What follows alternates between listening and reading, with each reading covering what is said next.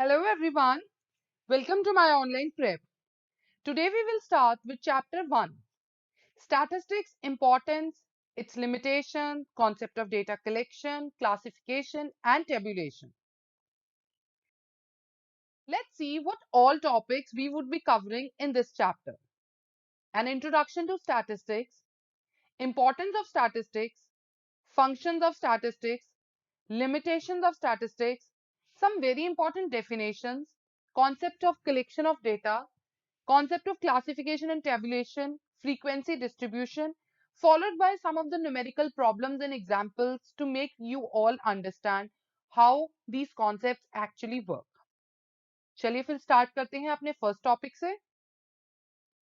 First topic सबसे पहले हम देखते हैं व्हाट इज स्टैटिस्टिक्स एक्चुअली. देखिए स्टैटिस्टिक्स कोई नया कॉन्सेप्ट नहीं है. If I tell you about the background of this concept, so statistics एक साइंस है, एक ऐसी साइंस जो बहुत सालों से यूज होती आ रही है डिफरेंट डिफरेंट डोमेन्स में. तो इट मे बी पॉसिबल कि हमें उसका नाम नहीं पता था, पहले हम किसी और वर्ड से उसको यूज करते थे, बट एक्चुअल में ये बैक 1700 1749 में जब प्रोफेसर एशनवेल ने इसको सबसे पहले रेफर किया था as a subject matter whole. And to tell you the fact, सबसे पहले जो स्टैटिस्टिक्स एक लैटिन वर्ड स्टैटिस्टिशियम से ही निकल के बाहर आया था, followed by the Italian word statistica and the German word statistic.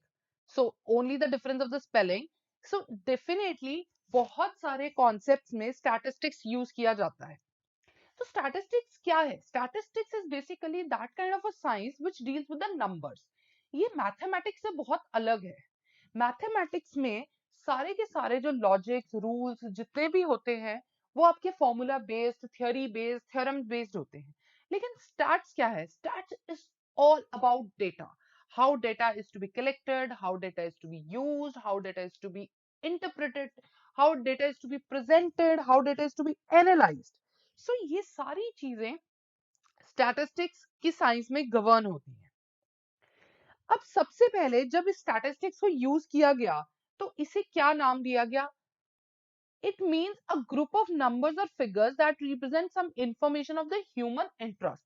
अब डेटा क्या है? कोई भी ऐसी चीज जिससे किसी भी ह्यूमन बीइंग को एक फायदा होता है उस इंफॉर्मेशन को यूज करने का, so that becomes the area of human interest. बहुत साल पहले जब स्टैटिस्टिक्स का बर्थ हुआ था तब किंग्स उस टाइम पे फैक्ट्स कलेक्ट करने के लिए अपनी स्टेट के बारे में, रेवेन्यू के बारे में, पीपल काम कैसे कर रहे हैं, एडमिनिस्ट्रेशन कैसे काम कर रहा है, for all these domains statistical approaches were being used. तब वो बहुत एक नेव स्टेजेस होती थी, नेव तरीके की अप्रोचेस होती थी, बट अप्रोच यूज की जाती थी. लेकिन आज की डेट में if I talk about the usage of the data, usage of the statistics, so you will find statistics in almost every sphere, whether it's human knowledge, whether it's business, whether it's commerce, whether it's economics, social science, politics, planning, medicine. किसी भी domain को आप उठा लीजिए, किसी भी domain को, you have to understand how and where the data can be used. तो इस सारी चीज को हम कैसे इंटरप्रेट या यूज करते हैं, that is part of this science, this branch of knowledge which is called statistics. चलिए आगे बढ़ते हैं. अब जैसे मैंने आपको बताया कि आज की डेट में बहुत सारी ऐसी सिचुएशंस हैं जहां पे स्टैटिस्टिक्स यूज किया जाता है, और इसके साथ साथ ना ही स्टैटिस्टिक्स अकेला एज सच यूज किया जाता है, बल्कि कोई भी डिटेल्ड एनालिसिस, कंपैरिजन या interpretation which we need to do in a very correct and efficient manner, statistics is a must to use category. Now here I am repetitively using one word, that is data. So data is any set of numbers, data is any set of facts available to us which we are going to analyze, use, interpret, and then finally making the use out of those analysis and interpretations.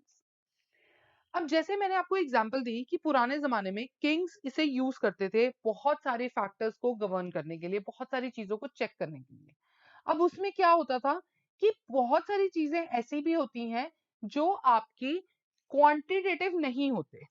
So that means कि जरूरी नहीं है कि आपका जो data usage है या data का जो आपने इंटरप्रिटेशन करना है वो सिर्फ और सिर्फ आपका क्वांटिटेटिव टर्म्स में ही हो। Rather it is also possible कि वो आपका क्वालिटेटिव टर्म्स में भी हो। लेकिन जो स्टैटिस्टिक्स है आपका, उस केस में सबसे जो इंपॉर्टेंट फैक्टर आता है वो आता है क्वांटिटेटिव डेटा का। सो दैट मीन जब मैं स्टैटिस्टिक्स की बात करूंगी तो I am not discussing about the qualitative data, rather only quantitative, numerical, जो आगे की कैलकुलेशंस के लिए यूज किया जा सकता है। सो this is how the statistical concept have got their place. चलिए आगे बढ़ते हैं। नेक्स्ट टॉपिक जो हमारा डिस्कशन का है वो है phases of the statistical analysis। अब देखिए, कोई भी काम करने से पहले हमने कहा, मैंने तुम्हें एक डेटा कलेक्ट करने के लिए बोला है, कितने लोग आज तक चैनल को सब्सक्राइब करते हैं। A person will go and start interviewing various people, या वो क्या करेगा, वो व्हाट्सएप का एक ग्रुप बनाएगा, उस पर ये क्वेश्चन डालेगा and he would seek answers to it. और what he can do, he can call everybody, phone करेगा, ईमेल्स करेगा, या खुद से मिलने जाएगा। सो ये सारी चीजें एक डिफरेंट डिफरेंट मैथडोलॉजीज बनाती हैं कि वो कुछ भी ऑप्ट कर सकता है जब उसे ये काम करना है। करेक्ट। अब ये वो कर क्या रहा है, मैंने उसे एक काम बोला है कि आज तक चैनल कितने लोग सब्सक्राइब करते हैं। This is the problem statement. इसके बेसिस पे आई हैव टू सी कि क्या मुझे आज तक चैनल टीवी पे कंटिन्यू करना है या नहीं करना है। Now how I am going to do this. सबसे पहले मुझे वो रिस्पॉन्स कलेक्ट करना है। जब वो रिस्पॉन्स कलेक्ट हो जाएगा उसके बाद मुझे उस रिस्पॉन्स को कंपाइल करना है। कंपाइल करने के लिए मुझे उसको क्लासिफाई करना पड़ेगा बहुत सारे हेड्स में, हाँ वाले लोग, ना वाले लोग, जिन्होंने जवाब नहीं दिया, एंड सो ऑन। उसके बाद मैं उसे एक टेबुलर फॉर्म में या ग्राफिकल फॉर्म में प्रेजेंट करूंगी, जब वो डाटा मुझे किसी को शो करना है कि this is the response which I have collected. So this percentage of people are saying yes, this percentage of people are saying no, and this percentage of people have not at all responded. Now after submitting this data to the person, now that person will start analyzing it. Okay, so I was expecting that 50% of the people would be saying yes, but here only 30% have said yes. On the contrary, I was expecting only 20% would not be answering, but 60% people have not at all answered. So this type of discussion, that is called the analysis of the data. So after analyzing it, finally I would make the final interpretation or the conclusions about the data being collected. So coming back to the phases of the statistical data, जो मैंने आपको example दिया है, इसमें मैंने वो सारे phases use किए हैं जो कि आमतौर पे स्टैटिस्टिक्स में यूज किए जाते हैं। कैसे? सबसे पहला, कलेक्शन ऑफ डेटा। मैंने बोला कि आज तक चैनल कितने लोगों ने सब्सक्राइब किया है, तो आपने सबसे पहले उनका रिस्पॉन्स कलेक्ट करना था। तो आपने क्या किया है, आपने सारे का सारा डेटा कलेक्ट किया है, न्यूमेरिकल डेटा को कलेक्ट किया है डिफरेंट डिफरेंट सोर्सेस से।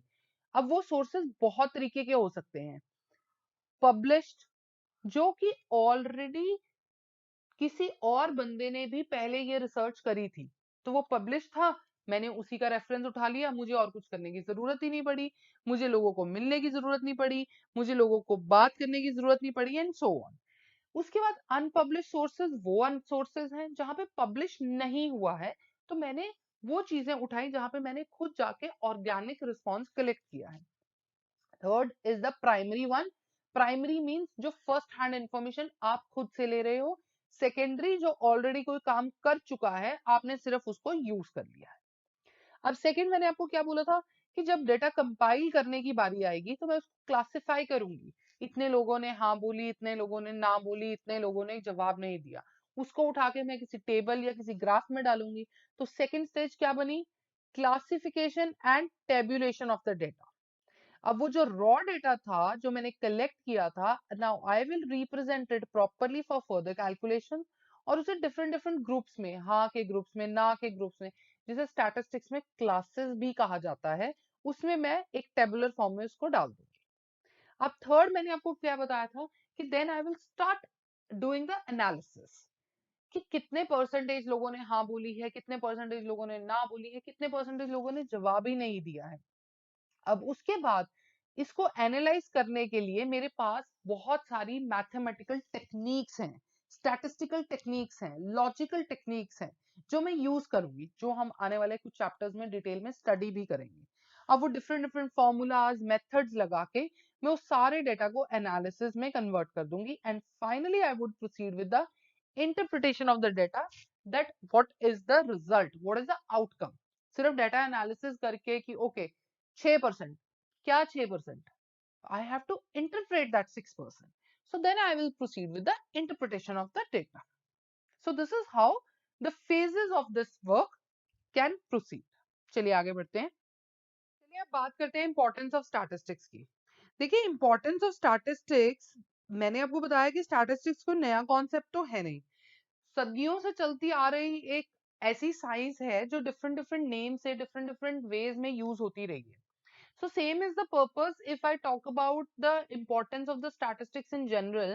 So you cannot even think of any of the work or any of the domain जहाँ पे statistics नहीं use होता, because it entirely deals with the data, so you cannot escape the importance of statistics in any of your work. So whether it's application of statistics like in business and economics, medical, sports, weather forecast, stock market, quality testing, government decisions, policies, banks, education, research organization, I mean you can name anything, but statistics is part of it. एक एक करके अभी सब समझते हैं, आपको example से समझ में आ जाएगा, and then you would be very comfortably able to relate कि हाँ ये तो हम रोज का काम करते हैं, ये तो रोज की स्टैटिस्टिक्स ही तो है ये। That's why learning about this concept is really very important. So let's move to the first important sphere जहां पे statistics सबसे ज्यादा यूज किया जाता है। तो सबसे पहली बात आती है बिजनेस एंड इकोनॉमिक्स की। देखिए जब मैं बिजनेस की बात करती हूँ तो it's all about numbers, right? So when I am telling you about numbers, then statistics has to be there. Business में सबसे इंपॉर्टेंट डिसीजन क्या होता है?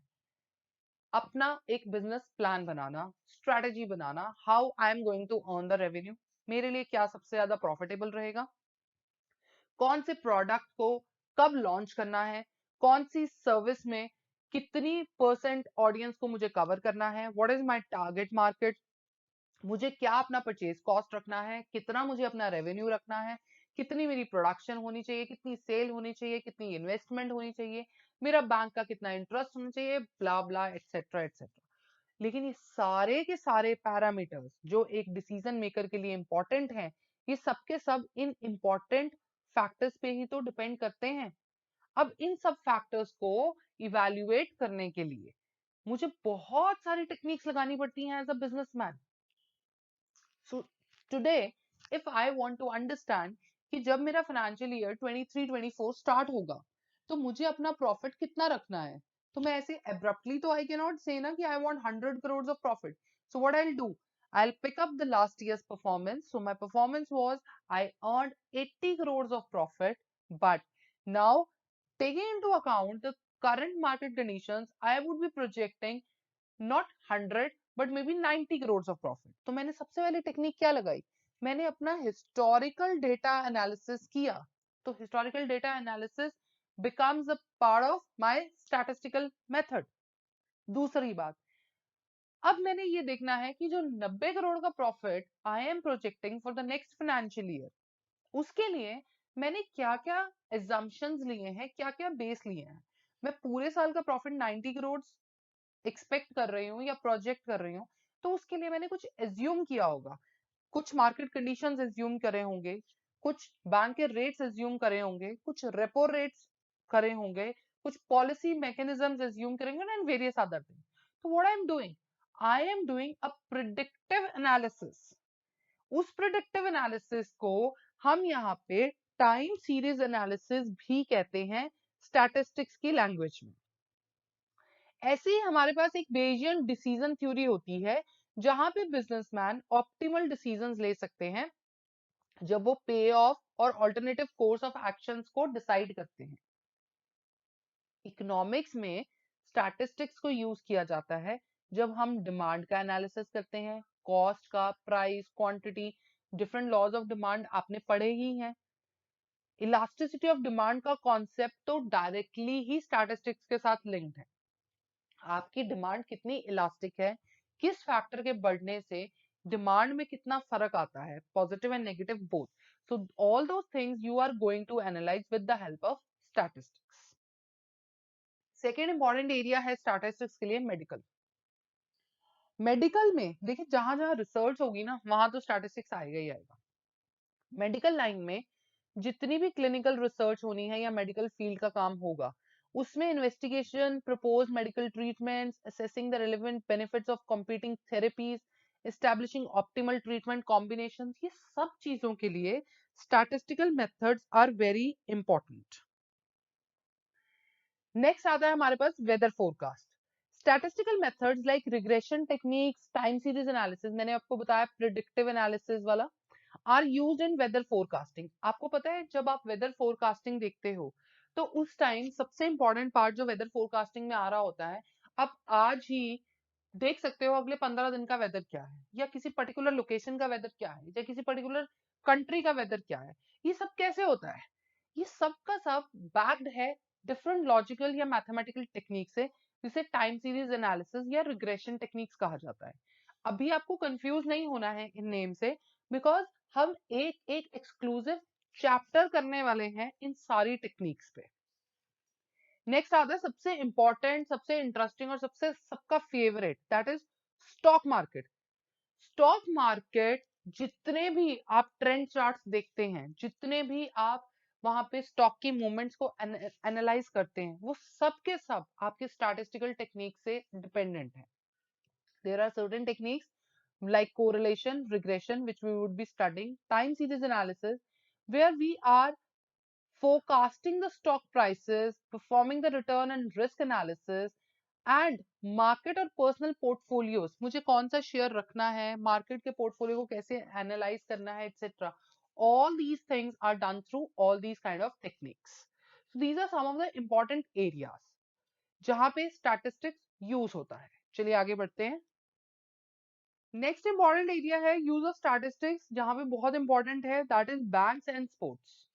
So coming to the banks, as you all know that in banking industry, some of the important areas where you can use statistics includes credit policies. अब आने वाले time में banks ने क्रेडिट पॉलिसीज कैसे maintain करनी है, कितनी maintain करनी है, all those depend upon the statistical analysis of the profitability, demand deposits का क्या स्टेटस है, टाइम डिपॉजिट्स का क्या स्टेटस है, presently what is the credit ratio which is going on, how many number of customers are enjoying it, and many other ratios which actually are governed by the banking industry. So all these policies में सबसे important concept जो statistics का use होता है, that is the probability theory. Probability मतलब अनुमान लगाना, कितने अनुमान आप लगा रहे हैं, कितना सही अनुमान लगा रहे हैं, कितने चांसेस हैं ये काम होने के, ये सारे के सारे आपके प्रोबेबिलिटी थ्योरी पे डिपेंड करते हैं। Next is the sports category. Sports, आप क्रिकेट मैच देखते हैं, विद इन सेकेंड्स पूरे क्रिकेट मैच का जो एनालिसिस है वो आपकी स्क्रीन पे आ जाता है in the form of graph, in the form of tables etcetera. तो ये कैसे होता है? ये सारा का सारा आपका स्टैटिस्टिकल टेक्निक से ही होता है, पहली चीज। दूसरी, players use statistics to identify or rectify their mistakes. After having a proper understanding of the statistics, उन्हें ये पता चल जाता है कि पूरी जो टीम का सक्सेस हुआ है, अगर कोई मैच जीता है तो वो पूरी टीम की एफर्ट की वजह से जीता है या फिर वो किसी एक सिंगल एथलीट की वजह से जीता है। ये सारा का सारा जो इंटरप्रिटेशन है वो आपका स्टैटिस्टिकल मेथड से आ जाता है। सो ये कुछ प्रोमिनेंट एरियाज हैं जहां पे स्टैटिस्टिक्स यूज किया जाता है, बहुत अच्छे से इस फील्ड की इंटरप्रिटेशन और यूसेज रखी गई है। अब नेक्स्ट टॉपिक की तरफ बढ़ते हैं, functions of statistics.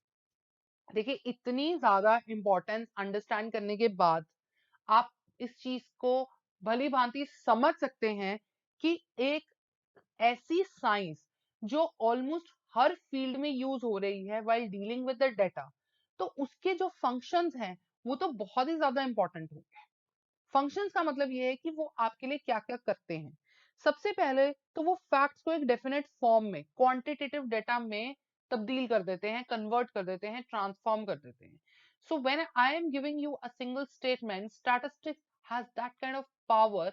It can interpret my statement within seconds into the numbers and the table and the graphical form.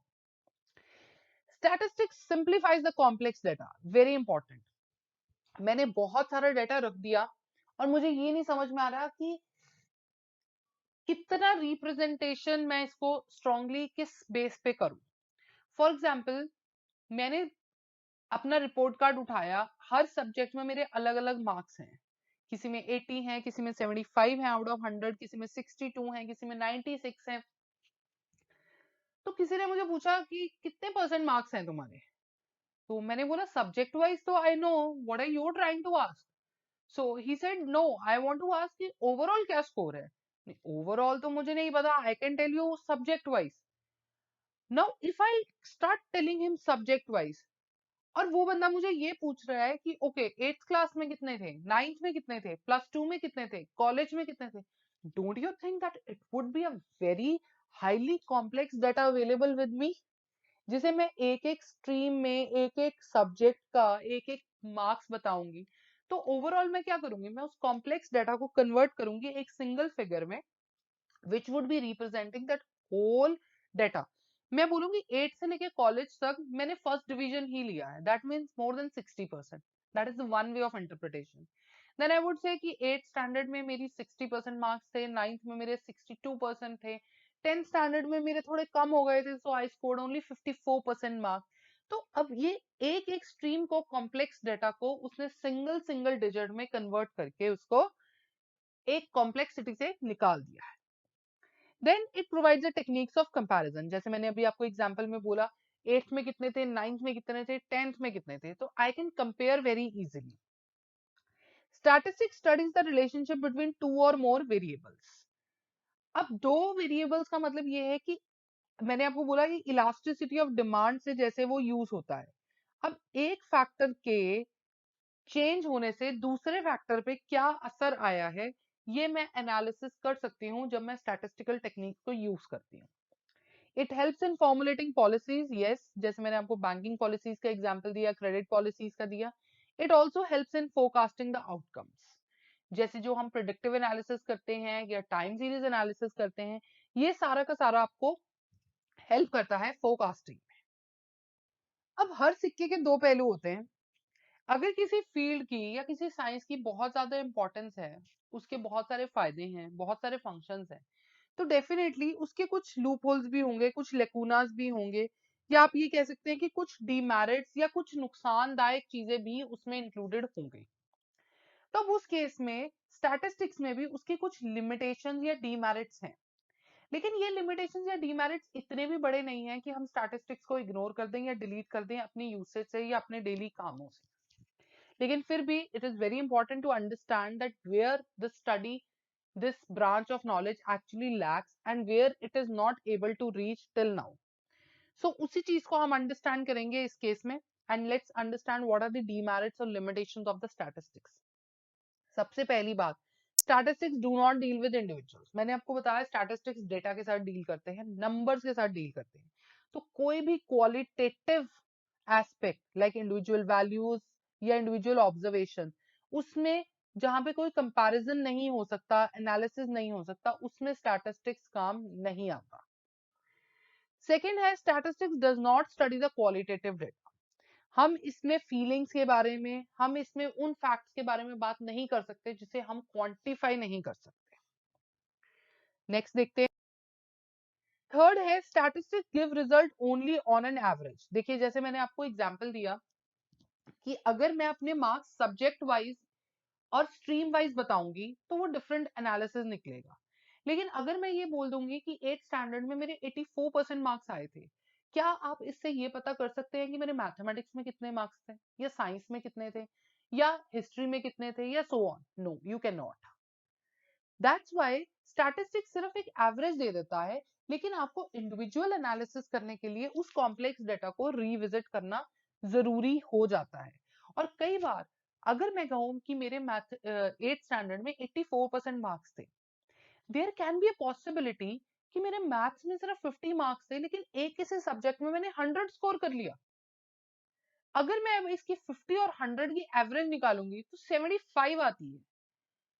तो उसकी एवरेज के बेसिस पे मेरा मैथमेटिक्स वाला लोएस्ट स्कोर भी 75 हो गया और 100 वाला हाईएस्ट स्कोर भी कम होकर 75 पे आ गया। 75 is representing both 50 as well as 100, which is actually not correct if I talk about the facts. You understand? So that's why sometimes relying only on the average basis हम proper conclusion नहीं draw कर सकते। Second is the results can be biased also sometimes, because ये data collection पे बहुत ज्यादा निर्भर करता है कि आप किस तरीके का डेटा कलेक्ट कर रहे हैं। देखिए, जो सारा स्टैटिस्टिक्स का बेस है वो सारा का सारा एंटायरली डेटा कलेक्शन पे बेस्ड है। आप जितनी टेक्निक से या जितने अच्छे तरीके से डेटा कलेक्ट करेंगे, उसके बाद ही आप नेक्स्ट स्टेज पे मूव कर सकते हैं कि डेटा का एनालिसिस कैसे होगा, डेटा को क्लासिफाई कैसे करना है, डेटा की टेबुलेशन क्या होगी, इंटरप्रिटेशन तो बहुत एंड में जाके आएगी। सो दैट्स व्हाई अगर डेटा कलेक्शन ठीक से नहीं हुई है तो 101% देयर आर चांसेस कि आपका जो रिजल्ट है वो बायस्ड हो, इनकरेक्ट हो या फॉल्टी हो। सो ये चार मेन डीमेरिट्स हैं, ये चार मेन लिमिटेशंस हैं स्टैटिस्टिक्स की। चलिए आगे बढ़ते हैं नेक्स्ट टॉपिक। अब हम स्टार्ट करेंगे कुछ इंपॉर्टेंट डेफिनेशंस जो आगे हमें पूरे इस बुक में जितने भी चैप्टर्स हम पढ़ेंगे सब में ये यूज होगा ही होगा। तो इसलिए ये कुछ बेसिक कॉन्सेप्ट्स हैं जो आपको पता होने जरूरी हैं कि स्टैटिस्टिक्स में ये चीजें कैसे यूज की जाती हैं और किस तरीके से ये सारा का सारा आपका यूज होता है। तो जब जब हम इन टॉपिक्स को, इन पॉइंट्स को या इन रेफरेंसेस इन सबको देंगे तो वहां पे हमें ये सारे के सारे कॉन्सेप्ट्स के बारे में अंडरस्टैंडिंग होनी बहुत जरूरी है। तो इसे आप अच्छे से समझें, how they are being used and how where we are going to use all these things. So सबसे पहला जो कॉन्सेप्ट है दैट इज द पॉपुलेशन। अब जो पॉपुलेशन है, पॉपुलेशन का मतलब होता है वो एंटायर कलेक्शन ऑफ ऑब्जर्वेशन जो हम स्टडी करने वाले हैं। मैंने आपको बोला कि आपको आज तक चैनल कौन से लोग सब्सक्राइब करते हैं, कितने लोगों ने सब्सक्राइब किया है, ये मुझे चेक करना है। तो सबसे पहले मैं पॉपुलेशन डिसाइड करूंगी कि मुझे मेरी पॉपुलेशन ऑफ फॉर एनालिसिस क्या है। पॉपुलेशन फॉर एनालिसिस का मतलब ये हो गया, क्या मुझे अर्बन लोगों में ये चेक करना है, क्या मुझे ये रूरल लोगों में चेक करना है।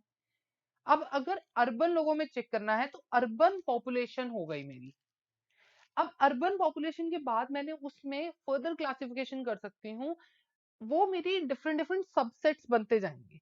लेकिन जो भी एंटायर ग्रुप मैं लूंगी अपने स्टडी के लिए उसे मैं पॉपुलेशन कहूंगी।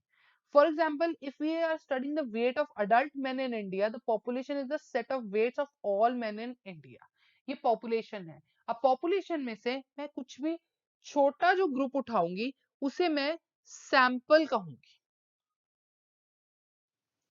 सैंपल का मतलब है जिस पॉपुलेशन में से मैंने कुछ पर्टिकुलर पोर्शन उठाया और उस पे कुछ कंक्लूजन ड्रॉ किया। क्योंकि मैं पूरी की पूरी पॉपुलेशन पे वो कंक्लूजन नहीं ड्रॉ कर सकती थी, इसलिए मैंने उसमें से एक सैंपल उठा के उसको स्टडी किया। अब जैसे मैंने आपको बोला कि मैंने अर्बन पॉपुलेशन उठाई ये देखने के लिए कि आज तक चैनल कितने लोगों ने सब्सक्राइब किया है। तो जब मैंने वो अर्बन पॉपुलेशन उठाई तो अर्बन पॉपुलेशन इतनी ज्यादा थी, उसमें बच्चे भी थे, विमेन थी, मेल्स थे, सीनियर सिटीजन थे, सारे थे। तो मैंने क्या कहा, मैंने ये डिसाइड किया कि अर्बन पॉपुलेशन तो मेरी पूरा एक पॉपुलेशन हो गया है, लेकिन अर्बन एरिया के लोगों में से मैं सिर्फ 10 मेल, 10 फीमेल्स, 10 बच्चे और 10 सीनियर सिटीजन उठा के इन्हें चेक कर लेती हूँ, मेरे लिए इनफ है। These 40 people are going to represent the 400 set of urban people. So this 40 is my sample and 400 is my population.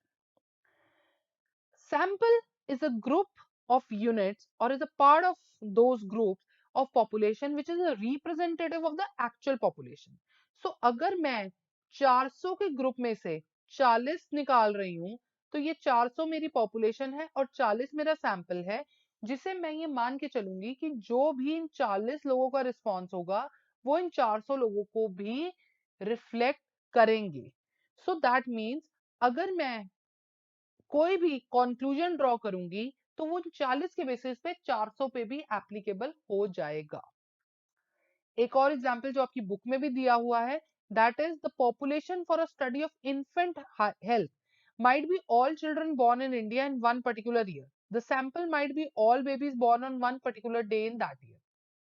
अब आप एक स्टडी करना चाहते हैं कि जितनी इन्फेंट्स जो होते हैं, जो नए जन्मे बच्चे होते हैं, उनकी हेल्थ को आप स्टडी करना चाहते हैं, तो उसके पैटर्न आप देखना चाहते हैं, उसमें क्या प्रॉब्लम्स हैं.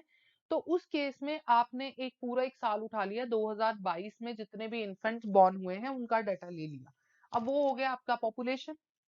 अब उसमें से आपने सैंपल स्टडी करने के लिए आपने ये देख लिया कि 14 जुलाई को कितने इन्फेंट्स बॉर्न हुए थे, उनकी हेल्थ स्टडी कर लो.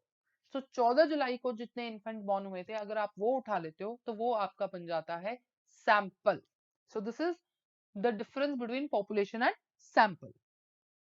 सबसे इंपॉर्टेंट कॉन्सेप्ट पे जिसको डेफिनेशन की वैसे तो जरूरत नहीं है, दैट इज द डेटा, क्योंकि data is the base for the whole statistical study which I am referring to since the beginning of the presentation which I have started. But definitely जब हम concepts की बात कर रहे हैं तो data interpretation, data का मीनिंग, डेटा कितने टाइप्स का है etc., ये हमें सब जानना बहुत जरूरी है.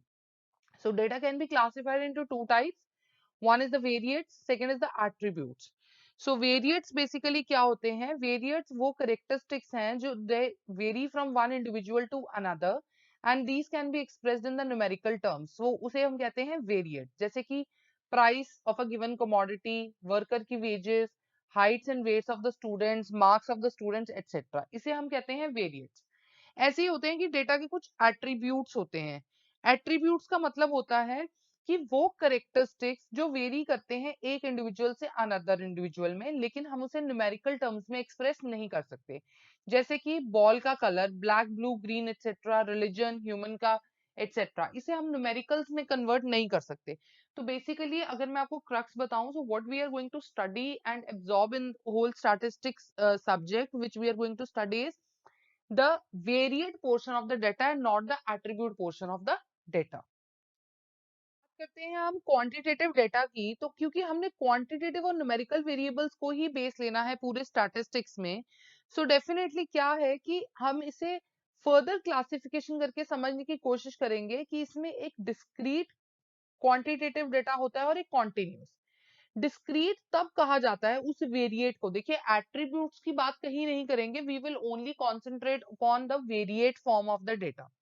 सो जो डिस्क्रीट वेरिएट है उसे डिस्क्रीट या डिस्टिंक्ट वैल्यू तब कहा जाता है जब वो काउंटेबल होता है और एक फिनाइट, फिनाइट मतलब कि जो कि नंबर एग्जिस्ट करता है, इनफिनाइट नहीं कि जिसका पता ही नहीं है, जिसका कोई एंड ही नहीं है. तो फिनाइट नंबर ऑफ वैल्यू में होता है, तो उसे हम डिस्क्रीट वेरिएबल कहा जाता है. जैसे कि कितने लोग हैं फैमिली में, कितने बच्चे पढ़ रहे हैं स्कूल में, कितने पेशेंट्स हैं हॉस्पिटल में.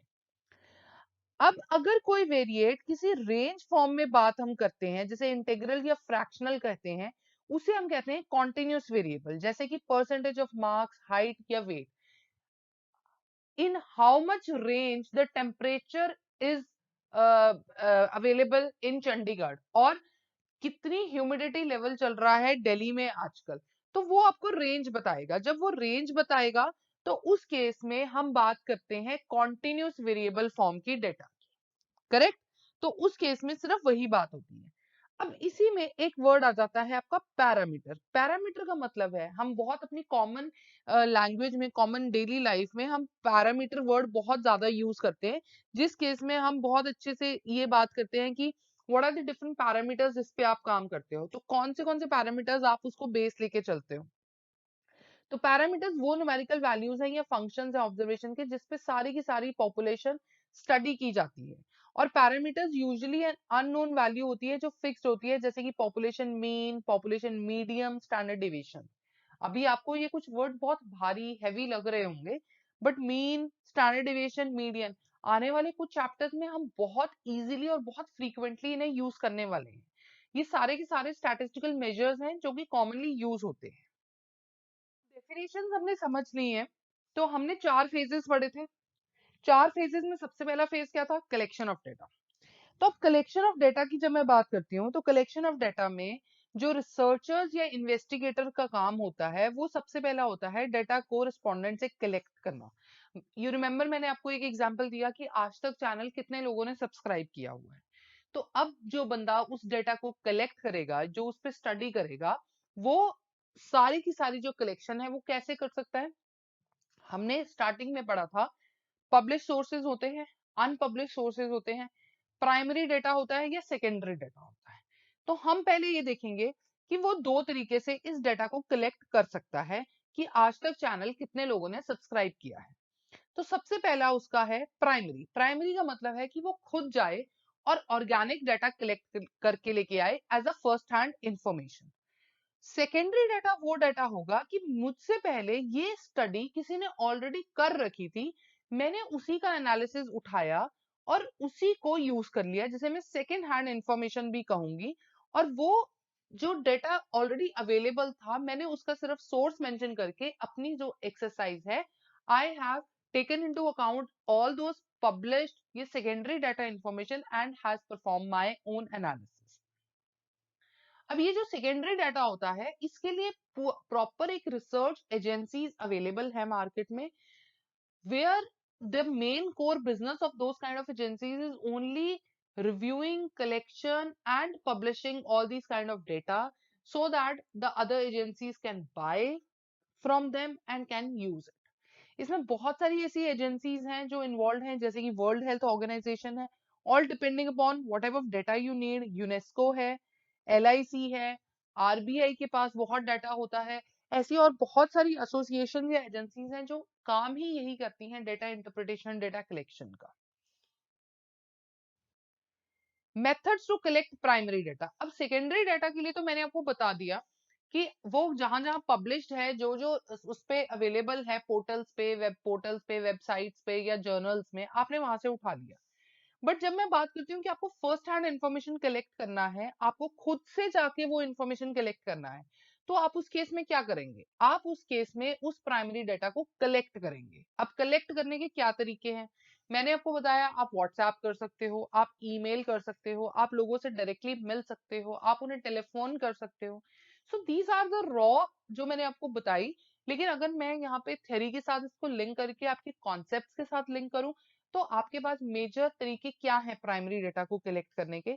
सबसे पहला है, आप डायरेक्टली लोगों से मिलिए, उनका इंटरव्यू लीजिए, फेस टू फेस कांटेक्ट कीजिए इन्फॉर्मेंट्स और रिस्पोंडेंट्स के साथ, and then you can collect the data and by asking them the questions pertaining to the survey and collects the desired information.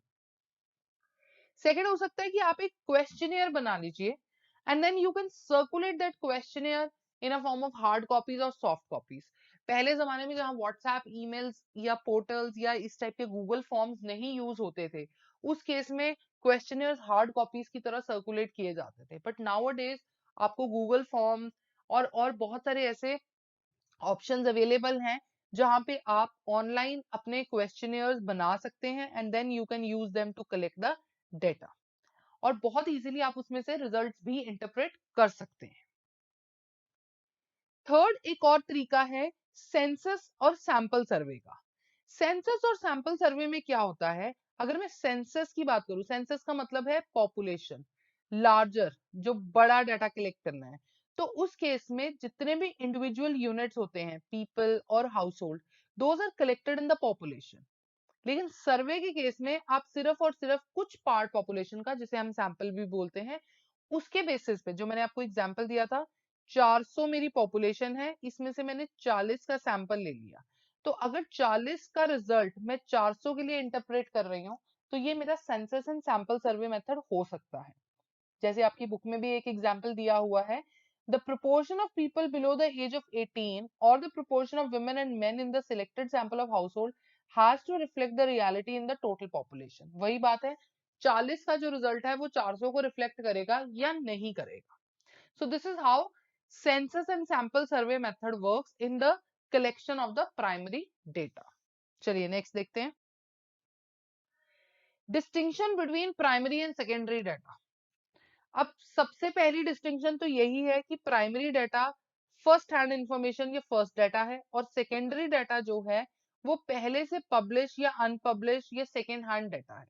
जरूरी नहीं है हर सेकेंडरी डाटा पब्लिश ही हो. आप secondary data आपने कलेक्ट किया लेकिन आपने कहीं पे पब्लिश नहीं किया, आपने डाटा कलेक्ट करके पब्लिश नहीं किया, आपके पास अवेलेबल है but people can approach you, तो वो अनपब्लिश्ड रहेगा. उसके बाद जो प्राइमरी डाटा है, जो बंदा उसको सबसे पहले यूज करेगा उसके लिए तो प्राइमरी है, लेकिन बाकी सबके लिए वो सेकेंडरी हो जाएगा. जैसे कि population census report registrar general of India के लिए तो प्राइमरी डेटा है, लेकिन उसमें जो इंफॉर्मेशन है वो सबके लिए सेकेंडरी है, क्योंकि उसकी यूसेज उनके लिए बाद में आती है. सिमिलरली जो प्राइमरी डाटा है वो ओरिजिनल होता है क्योंकि उसे हमें फर्स्ट टाइम कलेक्ट करते हैं, लेकिन जो सेकेंडरी डाटा है that data has already been collected and that is also being used as per the choice of the informant or respondent, so that becomes secondary in nature as a second hand information. So this is the basic difference between the primary and secondary data.